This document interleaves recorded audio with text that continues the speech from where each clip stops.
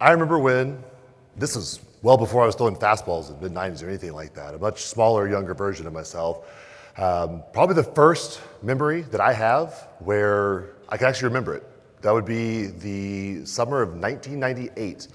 And I can remember that at that time, I didn't know what a mortgage was. All that mattered in my life was the home run race. If anybody's a baseball fan in here, you might have remembered Mark McGuire. I mean, talk about huge people. That guy was like a superhero with the baseball bat. And Sammy Sosa, Slammin' Sammy. And to me, it was you don't miss it at bat. I don't care if we're eating dinner, if we're whatever the family's doing. I was glued to the TV because I wanted to watch the home run race. Who's keeping up with who?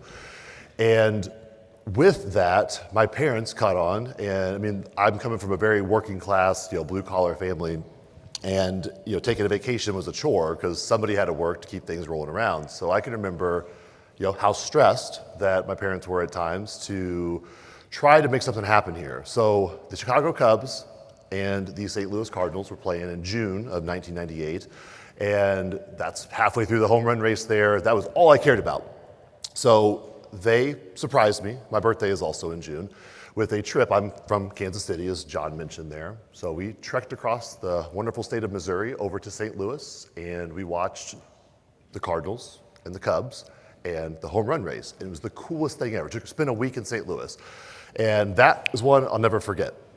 Now, looking back at that moment, I certainly can start to reason and resonate a little bit. So as some of you may know, my wife, my beautiful wife Tao in the back there, and I are expecting our first child this upcoming January. Thank you. Appreciate it. Little rugrat Derek running around, that's probably pretty scary for some of you. Me, certainly. So with that, it's kind of put things a little bit more in perspective. And for the first time, I mean, I've talked to many of you in here where I don't think I've had that light bulb, flip of the switch, realization yet, but that was a little one where I'm like, a little bit of one where I'm like, I kind of understand a little bit of some of those trips, some of those journeys, some of those things that were so important to me that my family, my mom and my dad sacrificed for. And looking back, I mean, and even talking to them about it later on, like, oh yeah, some of those trips, like we didn't take a day off for weeks or months sometimes to make sure we could take a few days off and take you where you wanted to go. But, oh my gosh, okay, that's it. So moving on along here, that's something that was just kind of instilled in me along the way. And as some of you might know, earlier this year on February 5th, my mom passed away. The last words that my mom left me with were, work hard, be kind, and give back. And that's something that will certainly stick with me for a very, very long time, forever, the rest of my life. And ultimately, that's something that my mom certainly instilled in me from a very young age, where I can think of whatever you do it to your fullest ability, your fullest capability. Don't leave any gas in the tank. Go all out at what you're doing, because that gives you the ability to give back to others at the right time. I didn't know until after my mom passed. I mean, she started off just graduating high school, going to a little bit of community college, and with very blue collar lifestyle, and built herself up into, she was managing a team at a huge office in Kansas City, not in mortgages, she wasn't crazy like us. But with that, she was a busy person, she never had time, and after she passed away, I then realized that, oh my gosh, no wonder she always came home a little bit late on Wednesday nights. So she would go to a soup kitchen downtown and give her hour after her work to the homeless, to those that were in need. Something she never spoke about, which is the admirable thing to me. In today's day and age, where everything's on Instagram and TikTok, and people want all the the clout for doing something nice, she never said a word about that. And with her parting words on on her deathbed to me, where she's talking about work hard. I can see it. Where okay, she worked hard for many, many years, quietly. I didn't know all the actual sacrifices that she made. Be kind. Where she was the kindest person ever. Anybody that's met her would say the same thing, and give back. And that was her way of giving back, but she didn't want the credit for it. And finding out later on was almost better. So I haven't had a chance to say thank you, but thank you, Mom. With that, I think those are a lot of the foundational roots for me So in my life, it's always been about a platform. How do I express myself? As I think many of us in here are. We're all artists or whatever in our own way. And earlier in my life, as you guys kind of already heard, I'm a little bit of a baseball fan. So with that, when I saw Bart McGuire and Sammy Sosa in person, I certainly realized that, okay, that's pretty cool. I want to do that. Like, I'm hooked. I want to be a baseball player. Growing up with that, I work hard. I would always, my parents would always say, you got to be the first one in, last one out if you want to do it. So as I was growing up, a little bit after the summer of 1998, and a few years later, I'm a punk 14-year-old freshman in high school, much skinnier version, smaller version of myself. Loved baseball, but I knew I was decent for my age, but now I'm playing against 17 and 18-year-old seniors who have mustaches they have to shave, and they got a driver's license and a car. I have none of the above. So I realized, okay, there's no way in heck that I'm going to be more physical, be better. I was not throwing any kind of gas then, but I do have the physical capability of showing up. I could be there first. I could then be there at the very end. I'd be the last one to go home, and I could do that the first day and the second day and the third day, and I'll outlast them. That's my one thing that I could do that no matter how big or strong or talented they are, they can't compete against that. So I can certainly remember where in my freshman year when I was 14, knowing that I wanted to make sure that I could, compete with varsity, because in my school there hadn't been a varsity baseball player as a freshman in like 5 or 6 years leading up to that. So they had they had practice after school as normal. And they had optional hour practice in the morning, 5 days a week. I never missed one. And I also didn't have a car, so this is where my parents come in. I guess the first negotiating or bartering or sales that I learned was my dad likes Hot Pockets in the morning, and he likes sausage, egg, and cheese biscuits. So, hey, brilliant idea here, Dad. I've got a baseball tee where you sit the ball on it in the garage, and we got a net I can hit it in. And hey, the high school guys are really, really good. I got to be warmed up before I go in there. I can't go in there cold and try to compete with these monsters. I got to be ahead of them. So they, practice started at 6. At 5:30, I'm hitting in the garage, but I needed somebody to sometimes throw soft toss as well. That was my dad. So we bartered, and hey, how about every morning I'll make sure the house is cleaned up before I go to bed, and then you'll have a Hot Pocket and a sausage, egg, and cheese biscuit waiting for you. I'll take you up, and I need a ride because it's a little bit too far to walk to school. So he showed up. He showed me consistency as well.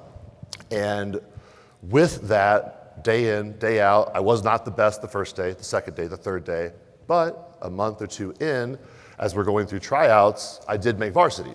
Cool, awesome, great. People have made varsity in here. Now, that wasn't enough. I think it's always, okay, cool, we made that checkpoint. Now that we're here, what are the varsity guys doing that I'm not doing? So I can remember the senior, Josh Gibbs was he already had like D1 college offers and all. With all of that, I knew, oh my gosh, like I'm just trying to be on this team. He's getting recruited and has like pro scouts at our games. How the heck do I compete with that? Well, he was bigger, he threw harder, he ran faster, he could hit better. But he had his focus in a lot of different areas. I was focused on one thing. Narrow focused, I wanted to play baseball and I wanted to take his spot. So going through the season, we were a game away from going to the state championships. I came from a basketball school, so baseball was not supposed to be good. But with that, when I look back, because again, I'm telling it in this order because I didn't talk about any stats, any numbers, anything of that yet. But it's all about the process of it, showing up each day, making sure that we are consistent, doing the controllables.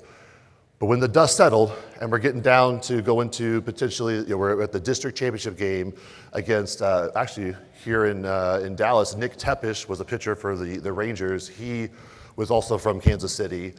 He was a senior, just 6'9" donkey throwing actually like 97 in high school. And I'm a freshman and I had not lost a game that year. I was 7-0. Apologize, about to be 8-0 if we beat Nick Tepish, but I'm 6'1", a buck 50, 60, and Nick Tepish is over here getting recruited. He has like 12 pro scouts showing up at his game.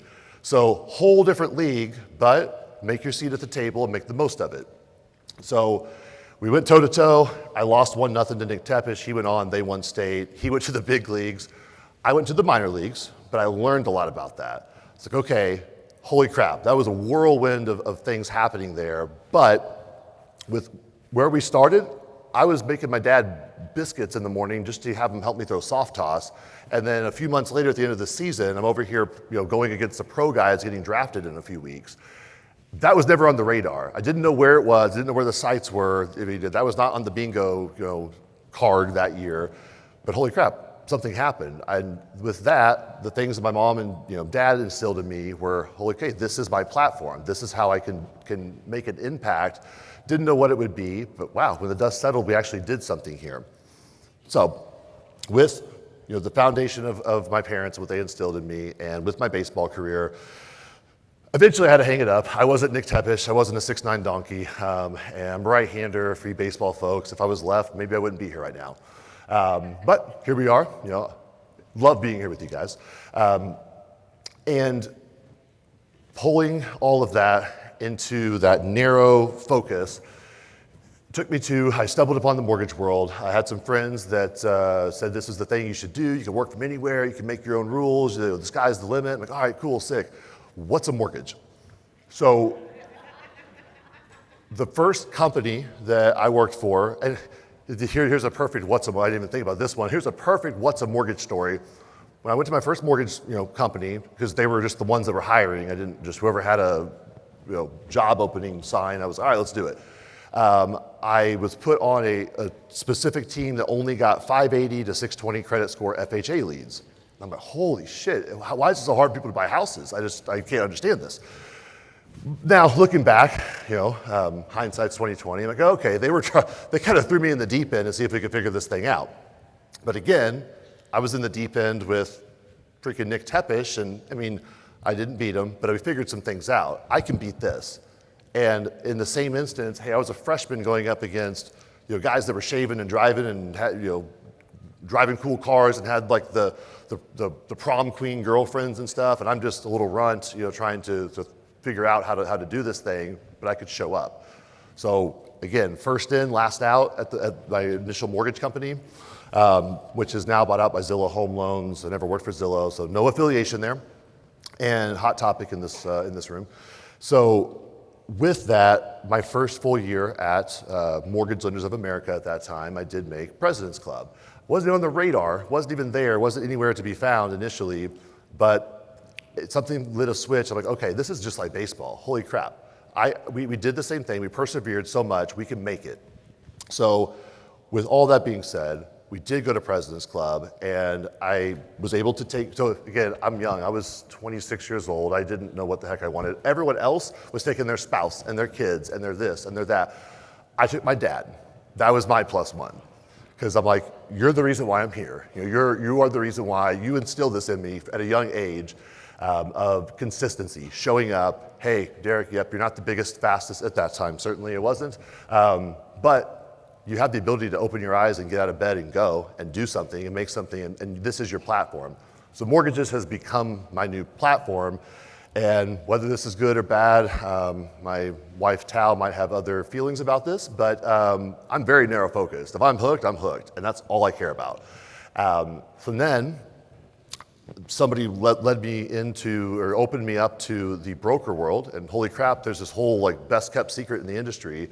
I saw some of Cordis' stuff, and I'm like, I don't know what I'm thinking here. This guy's kind of edgy, but people say once you get to know him, you like him, you fall in love, which has certainly been the case. Cordis is dope, okay? He's been fantastic in my life. But that also means I gotta earn my stripes. I gotta, starting from scratch again. So I'm like, oh, this is easy, we've done this before. So, stumbled through, and for anybody that's come from retail to the broker world, I mean, it's easy to pretty much fall on your face at times. I certainly did that. Let me find this clicker here. I'll show you what I mean. If this thing, no, yes, all right. Well, okay, I didn't know this was the slide we were starting with. Okay, cool. So, certainly, if you can look at this would be, I do a few videos here and there for those that have seen. That's something that my wife Tal was like, you've been behind the scenes for the first 5 years of your career, and the last 4 years or so, it's like you need to like tell people what you're doing. Nobody knows what the heck you're doing. The realtor's out there in front of everybody, not the lender, and you're nobody.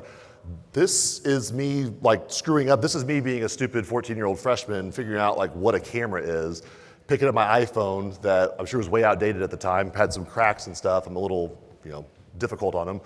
And honestly, I don't know what any of those really say because I've never watched them. I don't want to, I don't need to. I did them and set them aside. And even there's a nugget for you guys. I don't watch my videos. I don't give a crap what it says. I know, okay, good, that was good enough. Let's move on. Let's do the next one. Let's do the next one. I'm naturally going to get better at it.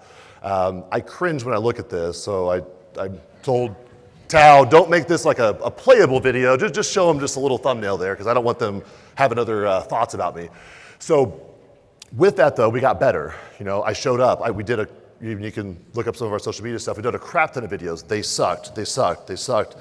I was talking for 5 minutes, I think, on my very first video, and Tao's like, thank you guys for giving me 15, 20 minutes here, but she's like, nobody wants to hear you for that long. Get it out, spit it out, get to your point. Like Renee said earlier, get your hook, get your point, make your introduction and go. And with that, we've evolved. Not that these are perfect, but they are a heck of a lot better. They've actually got us traction. I screwed up a bajillion times, and we probably, 5, 6, 7, 800 videos or something like that we actually published, which means there's a bunch more we didn't that sucked. But it was the showing up, whatever it took, make sure we get there early, make sure we're the last one in. Hey, everybody talks about doing videos, and I talked about it for a little while, and it's like, nope, narrow focus. What would my mom say? Work hard so you can give back, so you can do something here, you can create your platform. It was baseball, now it's mortgages. I remember sitting in conferences just like this, listening to people talking about their social media jazz and what this, that, the other, and yet I didn't do anything. I didn't take action, and there's no superpower there. I just put up a video and talk. And it's almost better. Little nugget, little tip for you guys, I guess, is I think if you have an hour to do a few videos, you might never get them done, or I might not ever get them done. I literally prefer doing it, let's go right in the heat of the day, right in the middle of the day. Hey, you got 10 minutes, get a video done now. You can't go back, you can't overthink it. I think that's what half of us do, is we go back, we want to make it perfect, and we also know, kind of like Renee was saying earlier, that most people they tune in for 3 seconds, but you keep showing up, you keep showing up, you keep showing up. I've had 2 people come to my table earlier saying, are you advertising to me? I'm already with NEXA. I'm like, oh, shit, I didn't realize that. Just the algorithm's algorithming, I guess. And however, it's visibility. People get to see, hey, who is this guy? What's he doing? And then some people, maybe I'm not their cup of tea, but some I am. And that's certainly been something that's helped us build and build. We've then established a really great team around us, which they're holding it down as I'm up here, so I certainly appreciate you guys. Couldn't do any of this without you. Couldn't do any of this without Tao. Couldn't do any of this without my family instilling those beliefs in me, and just the narrow focus and the platform that Cordis has built, all of it together. But I feel like I'm squandering an opportunity if I don't go for it, if I don't absolutely make the most of it. You could say the same thing honestly about just Cordis as well. He could coast off into the sunset. He's built a pretty badass business, but it's not enough. He's hiring in top guns to make us evolve and elevate to the next level with it. So with all of that, that's the same thing. I need to make sure, sure, I could say, yeah, we were number 1 in NEXA for a few years, whatever, for a few years, and but somebody's coming for me. There's the next freshman behind me. There's the next person that's going to come up next, afterwards. They might out-hustle me. And I know that. And so that's where I think all of us, you might be good, always be competing against yourself, always be chasing yourself, pushing yourself, making yourself better, because somebody's coming for your heels, and I know that. And I've marked my words, I told Tao, it's probably maybe it's not even somebody I know, maybe it's some newcomer that comes in, it's not even on the radar, who cares? I'm not even focused on that. Hats off to them if they do it, but I can control what I do right now. I think that's the one thing we can all take from it, is we can control our actionable items right now, show up each day, and be consistent with it. It's building blocks, it's small things. Nobody watched those first few videos, but people started watching them. And persevere. I also want to make sure, because all of us, heck, the last few years, just trying to be as full transparent as I can, we did pretty good, 2019, 2020, everybody did. I don't ever talk about that. I don't say I'm a $100 million producer. I was, 140 or something like that, 140 million, yeah. A lot of us were. That was our highlight tape right there for everybody. That doesn't count. What can you do now?